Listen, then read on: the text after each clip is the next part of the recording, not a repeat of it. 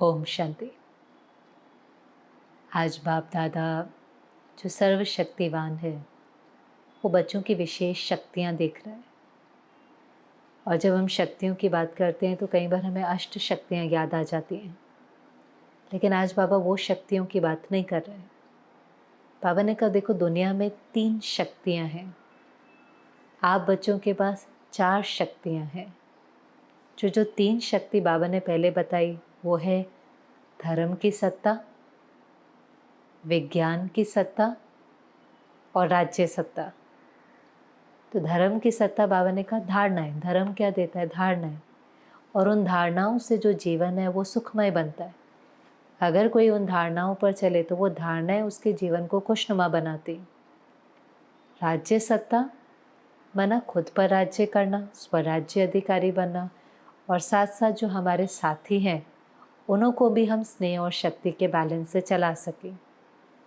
विज्ञान की सत्ता, बाबा विज्ञान को कहता है योग की शक्ति। तो जैसे विज्ञान प्रत्यक्ष फल का अनुभव कराता है, ऐसे योग भी तुरंत अतीन्द्रिय सुख का अनुभव कराए। तो ये 3 सत्ता।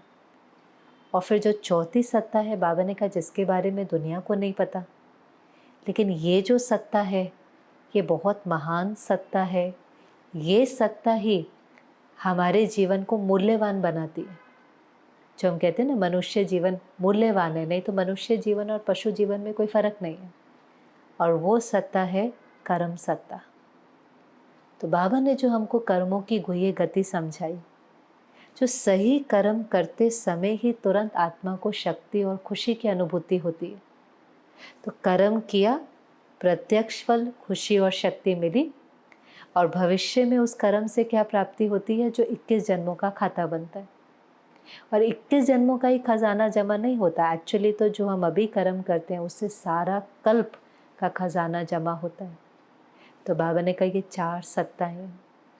इन 4 सत्ताओं से आप अपना भी कल्याण कर रहे हो और विश्व का भी कल्याण कर रहे हो। ये 4 सत्ताएं की अगर परसेंटेज बहुत है तो ये 4 सत्ताएं आपको अचल अडोल बनाएंगी। हम तपस्या कर ही किस लिए रहे हैं कि तपस्या हमें एकरस स्थिति बनाने में मदद करे।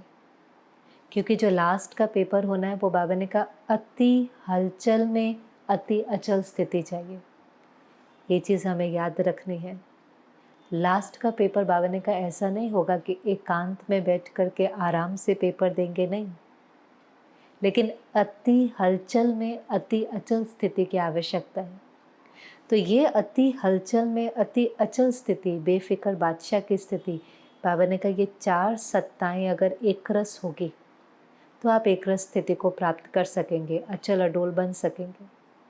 क्योंकि हम ही कहते हैं ना, हम दुनिया वाले को चैलेंज करते हैं कि जीवन जीने की कला सीखनी है तो यहाँ पर आकर सीखो। भले जीवन में परिस्थितियाँ बातें हैं, लेकिन हम बेफिक्र बादशाह हैं। एक है बेफिक्र, एक है बेपरवाह। तो हम ये नहीं कहते हम बेपरवाह हैं, हम केयरलेस नहीं हैं, लेकिन केयर फ्री हैं, बेफिक्र बादशाह है। हमें कोई चिंता नहीं है, हमें कोई दुख नहीं है, हमें कोई टेंशन नहीं है। आपको जीवन जीने की कला सीखनी है, हमारे पास आओ। हम राजा हैं, राजयोग है, प्रजा योग नहीं है। तो राजयोग माना ही कौन? जो अधिकारी है, किसी चीज़ के अधीन नहीं है, अधिकारी है।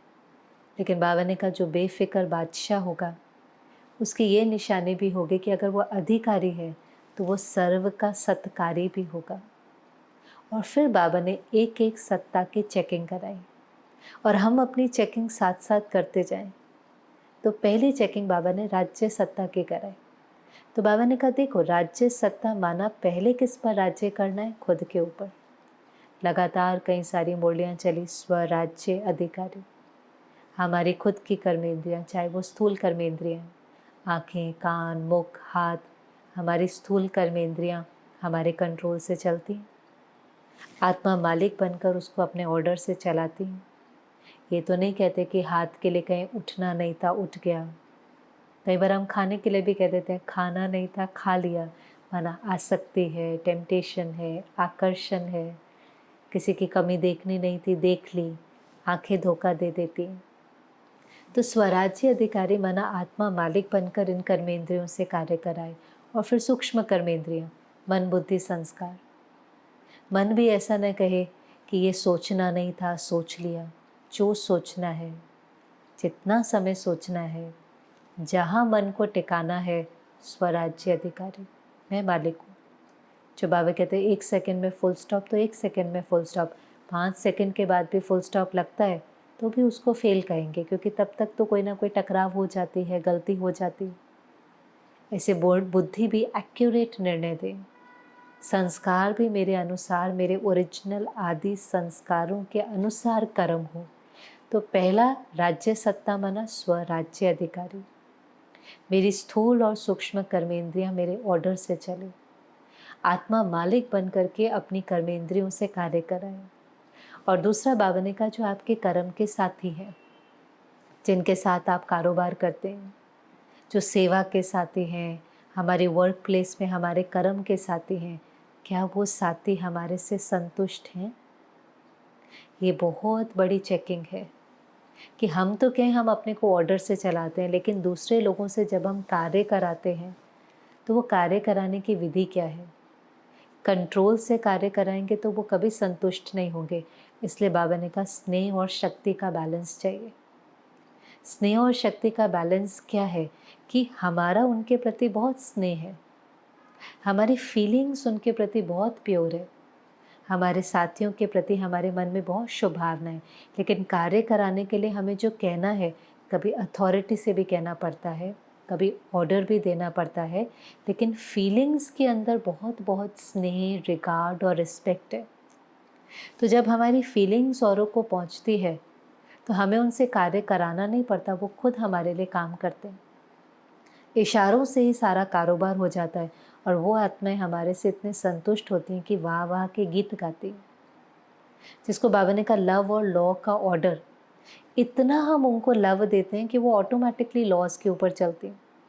हमें उन्हें ज़बरदस्ती डिसिप्लिन पर चलाना नहीं पड़ता, भय पैदा करके या गुस्सा करके। आजकल लॉज पर चलाने के लिए या तो फियर यूज़ करते हैं या एंगर यूज़ करते हैं, लेकिन यहाँ पर क्या यूज़ करना है? लव। इतना उस आत्मा के साथ अच्छा रिश्ता है, उसके प्रति प्यार है, रिगार्ड है, कि वो ऑटोमेटिकली उन मर्यादाओं पर, डिसिप्लिन पर, लॉज पर चलते हैं। ये बाबा का तरीका है। बाबा भी हमें इतना प्यार देता है कि हम उन मर्यादाओं पर चलने के लिए तैयार हो जाते हैं। प्रकाश मणि दादी भी कहती थी, दादी में लव और लॉ का बैलेंस बहुत था। तो दादी कई बार कहती थी, अपने लिए लॉ और बाकी सबके लिए लव। खुद को लॉस से चलाना है, लेकिन दूसरे के प्रति अगर बहुत लव होगा तो उनके अंदर लॉस के ऊपर चलने की ताकत आ जाएंगी। तो राज्य सत्ता माना उस पावर को चेक करें कि क्या हमारे सेवा के साथी हमारे से संतुष्ट हैं। दाता बनकर हमने उनको इतना प्यार, इतना सम्मान दिया हो कि उनके दिल से केवल संतुष्टता के गीत निकले। तो ये है पहली शक्ति की चेकिंग। फिर दूसरी शक्ति की चेकिंग बाबा ने कराई, विज्ञान सत्ता। अब विज्ञान सत्ता क्या है? विज्ञान जैसे प्रत्यक्ष फल की अनुभूति कराता है। तो बाबा ने कहा, विज्ञान सत्ता आपके लिए है योग की शक्ति। तो योग भी हमें क्या कराता है? 1 सेकंड में साकारी दुनिया से निराकारी दुनिया पहुंचे, बाबा से आत्मा का कनेक्शन जुड़ा, तुरंत उसको प्यार की, शक्ति की अनुभूति होने लगती है। जैसे फ़ोन को अगर आप 1 मिनट भी चार्ज करो, सिर्फ 1 मिनट भी पावर हाउस से कनेक्ट करो तो उसकी बैटरी चार्ज होती है। ऐसे परमात्मा ऑलमाइटी अथॉरिटी है, सर्वशक्तिवान है। 1 मिनट भी अगर वो याद एक्यूरेट है तो प्रत्यक्ष फल की अनुभूति होगी। तो बाबा ने कहा, देखो जैसे साइंस क्या करती है, गर्मी होगी एयर कंडीशन से ठंडक कर देती है, ऐसे आप जब चाहो जिस स्थिति का अनुभव करना चाहो 1 सेकंड में कर सकते हो। शीतलता का अनुभव करना चाहो, ज्वाला स्वरूप का अनुभव करना चाहो, शक्ति स्वरूप का अनुभव करना चाहो, ये है योग की शक्ति। वो तो विज्ञान में क्या करते हैं, कहीं दूर जाना कितना समय लगता है, कोशिश करते हैं ना चांद के पास जाएं, सूर्य तक तो पहुंच नहीं पाए, लेकिन चांद तक भी जाने के लिए कितनी मेहनत, कितना समय और कितना खर्चा। और बाबा ने कहा, आपको कितना टाइम लगता है? खर्चा तो कुछ है ही नहीं और टाइम भी 1 सेकंड में तो परम धाम पहुंच जाते हैं, क्योंकि दुनिया में कहते हैं टाइम इज़ मनी। तो टाइम भी नहीं लगता, 1 सेकंड में पहुंच जाते हैं। तो ये है विज्ञान की शक्ति। 1 सेकंड में अतीन्द्रिय सुख का अनुभव करना।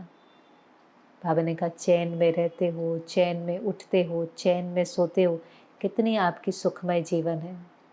बाकी दुनिया में तो और किस लिए विज्ञान यूज़ करते हैं। आजकल विज्ञान एंटरटेनमेंट के लिए यूज़ करते हैं ना। फ़ोन है, लैपटॉप है, टेलीविज़न है, विज्ञान द्वारा एंटरटेनमेंट। लेकिन बाबा ने कहा ये एंटरटेनमेंट, मनोरंजन किसको चाहिए? जो उदास है। और जो उदास है वो किस लिए उदास है? क्योंकि वो माया का दास है। माया माना कमज़ोर संकल्प। मेजॉरिटी लोगों को मन में बहुत कमज़ोर संकल्प होते हैं। टेंशन है, एंजाइटी है, चिंता है, तो अपने साथ समय बिताना अच्छा नहीं लगता। तो एंटरटेनमेंट के नाम पर हम अपने से किनारा करने की कोशिश करते हैं। क्योंकि जितना समय आप कोई फिल्म देखो, मूवी देखो, तो क्या होता है, आप उस कहानी में डूब जाते हो। आप वो सोचते हो जो वो चाहते हैं आप सोचे, वो फील करते हो। तो इतना समय आप अपनी प्रॉब्लम के बारे में नहीं सोच रहे, आप उस दर्द और दुख का अनुभव नहीं कर रहे। जैसे फिजिकल रूप से भी अगर आपके दांत में दर्द हो और आप थोड़े समय के लिए टीवी पर बैठ जाएं, तो वो दर्द जैसे भूल जाता है। ऐसे मन में भी अगर कोई भय है, चिंता है, तो ये मनोरंजन के साधन क्या करते हैं, थोड़ा समय का टेम्पररी रिलीफ देते हैं। लेकिन फिर वो साधन को छोड़ेंगे तो फिर वही दर्द महसूस तो होगा ना, क्योंकि हम किनारा कर रहे हैं, उसको सहारा बनाकर किनारा कर रहे हैं, लेकिन उस दर्द को परिवर्तन नहीं कर रहे। पर बाबा ने कहा आपको वो सहारा नहीं चाहिए, क्योंकि आप साधन नहीं लेकिन साधना के द्वारा उस सच्चे सुख का, अतीन्द्रिय सुख का, प्यार का अनुभव करते हो। आप तो उदास होते ही नहीं हो, आपके तो जीवन ही मौज की है। ऐसे बाबा तो समझता है कि होना चाहिए कि हमें उस मनोरंजन की आवश्यकता ही ना हो, हम तो सदा मौज में हो। हम कभी ऐसा कहे ही नहीं कि हम रूठे हैं, आज हमारा मूड ठीक नहीं है। तो ये है विज्ञान की सत्ता, माना योग की पावर, योग शक्ति। फिर तीसरी शक्ति है जो बाबा ने कहा धर्म की शक्ति। अब धर्म की शक्ति और कर्म की शक्ति बहुत अलग नहीं है, क्योंकि धर्म की धारणाएं ही कर्मों में दिखाई देती। आजकल दुनिया में क्या हुआ, ये तो कहते हैं कि हम इस धर्म से बिलीव करते हैं, हम हिंदू हैं, मुस्लिम हैं, लेकिन कभी कभी धर्म से भी बहुत अटैचमेंट है।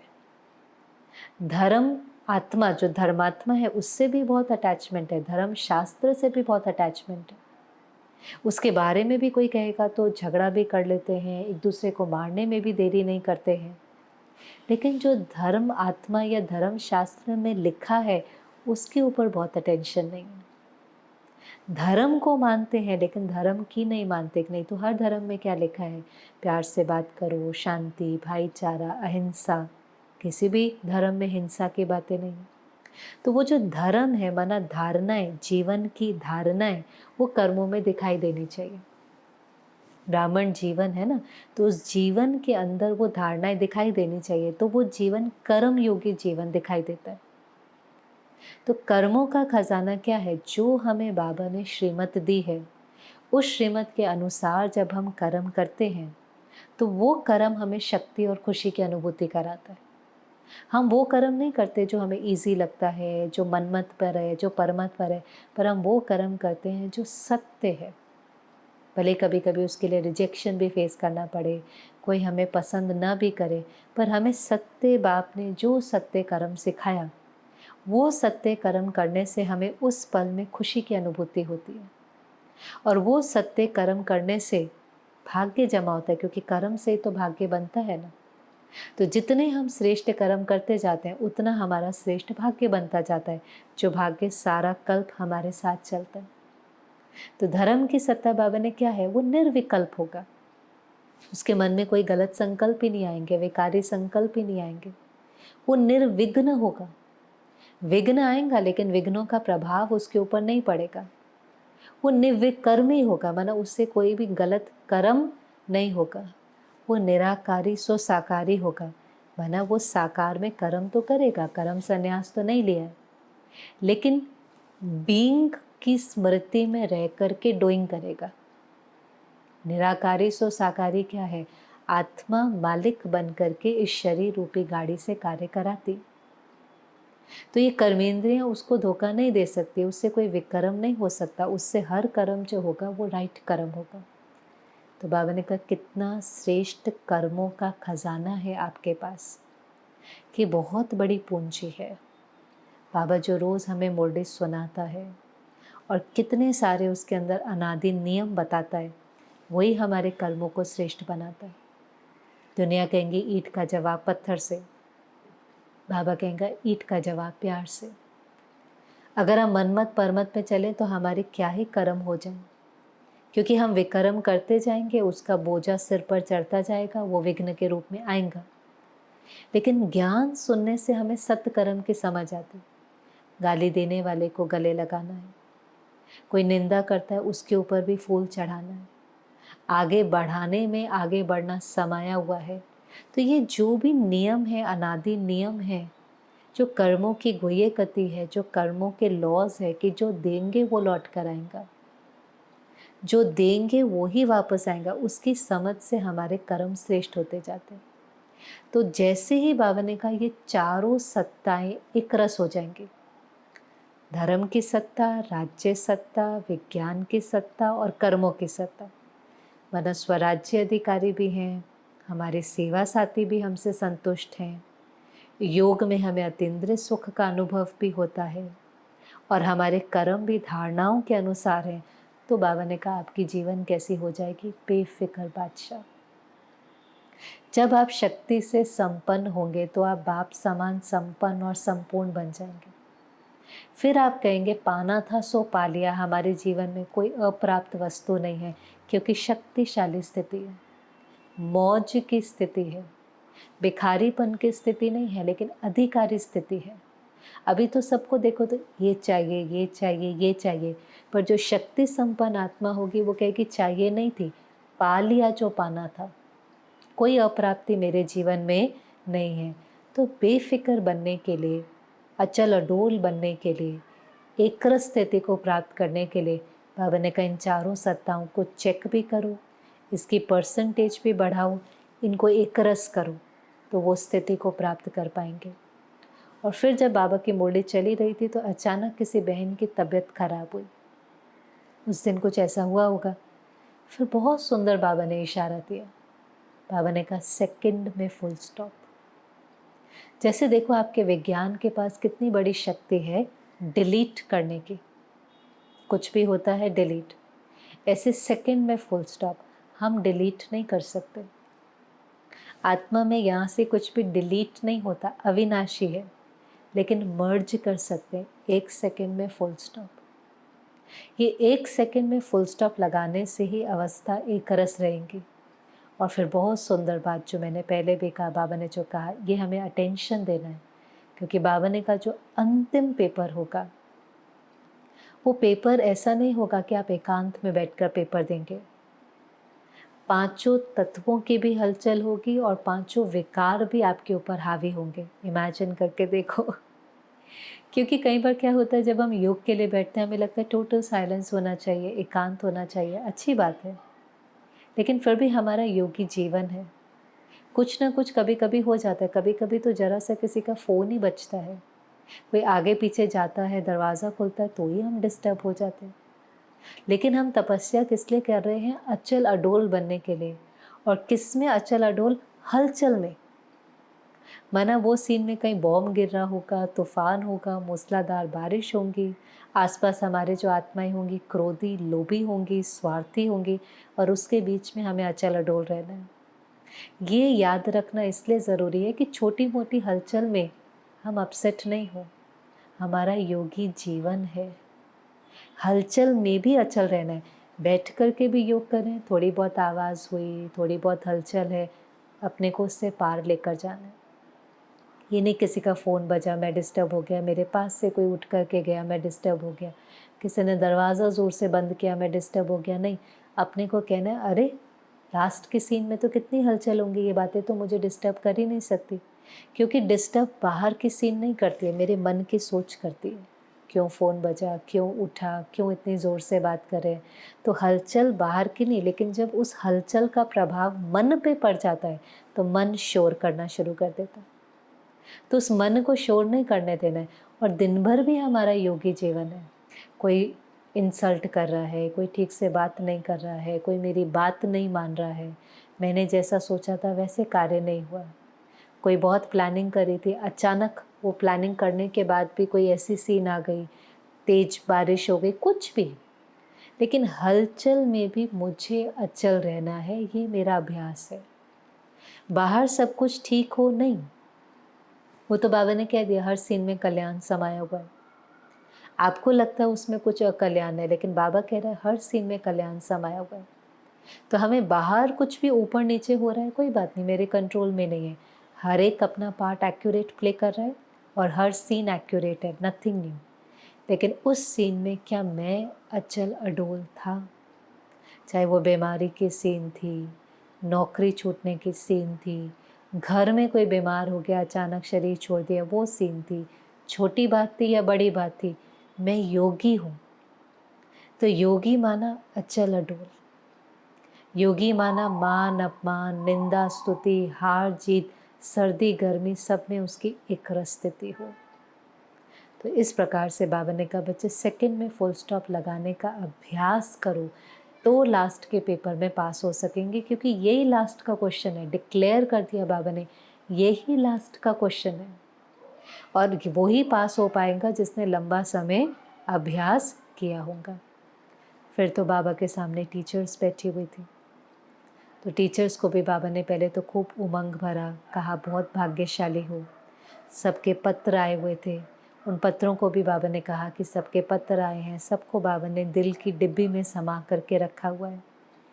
और फिर एक और बहुत सुंदर बात बाबा ने कही कि देखो, जो इस समय विश्व के आगे कर्म योगी स्थिति का एग्जाम्पल बनेगा, ड्रामा जब उसका एग्ज़ाम होगा तो ड्रामा उसको एक्स्ट्रा मदद देगा। जो अभी विश्व के आगे कर्म योगी स्थिति का एग्जाम्पल बनेगा। अब कर्म योगी स्थिति माना कर्म तो करना है, कर्म संन्यास नहीं है, लेकिन कर्म करते हुए हमारा हर कर्म श्रीमत पर हो, एक्यूरेट हो, विकर्म नहीं बने, तो वही कर्म भगवान को प्रत्यक्ष करने के निमित्त बन जाएगा। कर्मातीत स्थिति वही तो बाबा ने कही थी ना पिछली बोतली में, कर्म भी कर रहे हैं, लेकिन ऐसे कर्म कर रहे हैं कि उसके बंधन में नहीं बंध रहे। वो कर्म का बंधन हमें स्पर्श भी ना कर सके, किया और उससे न्यारे हो गए, उसके फल की भी इच्छा नहीं है। तो जो कर्म योगी स्थिति का एग्जाम्पल बनेगा, फिर ड्रामा में जब उसका एग्ज़ाम होगा तो उसको एक्स्ट्रा मार्क्स मिलेंगे। वरना जो बाबा के कार्य में सहयोगी बनेगा, उसकी श्रेष्ठ स्थिति भी उसको उसके एग्ज़ाम में मदद करेंगे, एक्स्ट्रा मार्क्स देंगे, क्योंकि दुआएं तो मिलती हैं ना, परिवार की भी दुआएं मिलती हैं, परमात्म दुआएं भी मिलती हैं। तो मुझे विश्व के आगे एग्जाम्पल बनना है कर्म योगी स्थिति। वो देखे कर्म भी कर रहे हैं, कारोबार भी कर रहे हैं, कितने लोगों से कार्य भी करा रहे हैं, लेकिन कोई हलचल नहीं, शांति से, प्यार से, खुशी से, सत्य कर्म करते हुए। ऐसे नहीं कर्म नहीं कर रहे, लेकिन कर्म करते हुए एग्जाम्पल बने। और लास्ट में तो एक पार्टी के साथ मुलाकात थी, जिसमें बाबा ने कहा बच्चे निरंतर योगी बनना है। जैसे मधुबन में आते हो तो कैसे लिंक जुड़ा रहता है, सहज अनुभव करते हो, अव्यक्त मिलन भी करते हो, बहुत सारे मिलन के अनुभव होते हैं। फिर कई बार वापस जाते हैं तो कहते हैं वो अवस्था नहीं रहती, लिंक टूट जाती है। बाबा ने कहा लिंक टूटेगी, माना माया ने आपके ऊपर कुछ ना कुछ वार किया। बड़े बड़े रूप से तो माया नहीं आएंगी, काम क्रोध लोभ मोह अहंकार के ऊपर जीत प्राप्त कर ली, पर कोई छोटे मोटे संस्कार स्वभाव हैं, रूठ गए, उदास हो गए, आलस्य है, ईर्ष्या है, तो बाबा ने कहा माया का प्रभाव हुआ, लिंक टूट गई, अंदर में व्यर्थ चला, फिर युद्ध करी, फिर अपने को ठीक किया, तो उसमें बहुत समय वेस्ट हो जाता है। ज़रूरी है कि हम निरंतर योगी बने। जो इशारा बाबा का था कि अभी लिंक टूटे नहीं, और उसके लिए बाबा ने कहा पता है आप गलती क्या करते हो, आपको लगता है हम तो है ही याद में। बाबा को पहचान लिया, दिल से बाबा को संसार बना लिया, तो हमें लगता है हमें याद करने की क्या ज़रूरत है, हम है ही याद में, लेकिन ऐसा नहीं है। हमें पल पल याद में रहने की मेहनत करनी है, क्योंकि 63 जन्म दे अभिमान में रहे तो फटाफट बुद्धि देहधारी को याद करने लगती है। आप कभी बैठेंगे भी तो देखेंगे 1 सेकंड अभी बाबा को याद किया, अगले सेकंड बुद्धि देहधारी को याद करने लगती है। और जिसको हम याद करते हैं उसका प्रभाव हमारे ऊपर पड़ता है। अगर वो देहधारी से हमें दुख मिला है तो तुरंत हम भी दुख अनुभव करने लगते हैं। और वहीं अगर हम बाबा को याद करते हैं जो प्यार का सागर है, तो उसका प्रभाव हमारे ऊपर पड़ता है। उस वाइब्रेशन में हम भी रेडिएट करना शुरू कर देते हैं। तो ये गलती नहीं करना कि हम तो याद में है ही, निरंतर याद में रहने की मेहनत करनी है। बाबा ने कहा कौन सी चीज़ प्रिय लगती है? जो बहुत ऊंची है और जो बहुत प्यारी है। तो बाबा से ऊंचा भी कोई नहीं है, बाबा से प्यारा भी कोई नहीं है। तो बाबा को सदा याद करने की मेहनत करना। और याद की निशानी है शक्ति स्वरूप। हम के नहीं, हम तो बाबा की याद में ही हैं, अमृत वेला भी करते हैं, ट्रैफिक कंट्रोल भी करते हैं, सारा दिन याद में रहते हैं। फिर छोटी छोटी बातों में अपसेट हो जाते हैं, किसी ने कुछ कहा हर्ट हो जाते हैं, निराश हो जाते हैं, अपमान महसूस करते हैं। तो थोड़ी ना कहेंगे हम सदा याद में। सदा याद वाला तो शक्तिशाली होगा। तो हमारी स्थिति से पता चलेगा हमारी याद कैसी है। हम के नहीं, हम तो निरंतर योगी हैं। लेकिन निरंतर योगी फिर एक रस होगा ना। तो ये बाबा ने चेकिंग कराई कि अगर आप निरंतर योगी हैं तो आप एक रस स्थिति में होंगे। और फिर बाबा ने कहा देखो कितना आपके पास श्रेष्ठ कर्मों की पूंजी जमा है। अंतिम जन्म भी आपका कितना अच्छा है। भले इस समय पर कोई ना कोई हिसाब किताब है, दुख है, लेकिन सत्युग की भेंट में दुख है। दुनिया वाला दुख नहीं है। फकीर तो नहीं है, भिखारी तो नहीं है, दाल रोटी तो सबको मिलती है। अंतिम जन्म में भी ऐसा तो कोई फकीर नहीं है। और कितनी बड़ी बात है, ये हमारा अंतिम जन्म है। माना इससे पिछले हमारे हर जन्म इससे अच्छे ही रहे, तो अंतिम जन्म में भी हमें कोई भिखारीपन नहीं है। आराम से रहते हैं, भगवान मिला है, दाल रोटी की गारंटी करिए। तो कितना श्रेष्ठ कर्मों का खजाना जन्म है, जिसके कारण 21 जन्मों की बादशाही मिलती है। तो वहाँ पर कलयुग में भी बाबा ने कहा आपकी पूजा क्यों होती है? अभी श्रेष्ठ कर्म के इसीलिए तो वहाँ पर पूजा होती है। और अंतिम जन्म में भी कोई इतने दुखी नहीं है। तो कितने कितने भाग्यशाली हैं। और कितना दिल से बाबा का धन्यवाद जो बाबा ने हमें पहचाना। हमारी भी बुद्धि इतनी थी कि हमने भी, क्योंकि गीता में लिखा है खोटों में कोई पहचानता है और कोई में भी कोई वैसे पहचानता है जैसे वो है। तो हम वो आत्माएं हैं जो उसने बाबा को पहचाना। पर अब बिल्कुल एक्यूरेट बाबा को पहचान कर बस एक बाबा की याद में रहने की मेहनत करनी है। ये अभ्यास है। बुद्धि देहधारियों में जाती है, देह के पदार्थ में जाती है, वहाँ से निकाल कर फिर बाबा की याद। यहीं से ही मुझे सर्व प्राप्तियाँ करनी है। और फिर लास्ट में बाबा ने एक और अनादि नियम सुनाया। टीचर से बाबा मिल रहा था। बाबा ने कहा टीचर्स को विशेष लॉटरी है सेवा करने की। भाई बहनों से पूछा आप खुश होते हैं ना टीचर्स को देखकर? और फिर जो बाबा ने कहा देखो आगे बढ़ाने में ही आगे बढ़ना समय है। रिगार्ड देने में रिगार्ड लेना समय है। देने में लेना समय है। लेने की इच्छा की माना गवाया। यह अनादि नियम है। अब कितना इसको याद रखने की ज़रूरत है। हम कई बार किसी को आगे बढ़ता देखते हैं दुनिया में, तो कई बार इतने खुश नहीं होंगे, ईर्ष्या भी करेंगे, नीचे गिराने की कोशिश भी करेंगे, पर ये नहीं समझते उस समय अपना ही कर्म गलत कर दिया तो अपना भाग्य को लकीर लगा दी। हर एक की सफलता को देख करके खुश होते हैं तो सफलता हमारे पास आती। हर एक के लिए अच्छा सोचते हैं, उनको दुआएं देते हैं, तो वो जो एनर्जी यूनिवर्स में जाती है वो लौट करके आती है। औरों को आगे बढ़ाने में आगे बढ़ना समय है, क्योंकि जब आप किसी को आगे बढ़ाते हो तो दिल से उसकी दुआएं आपको मिलती हैं और दुआएं हमारी कैपेसिटी को बढ़ाती हैं।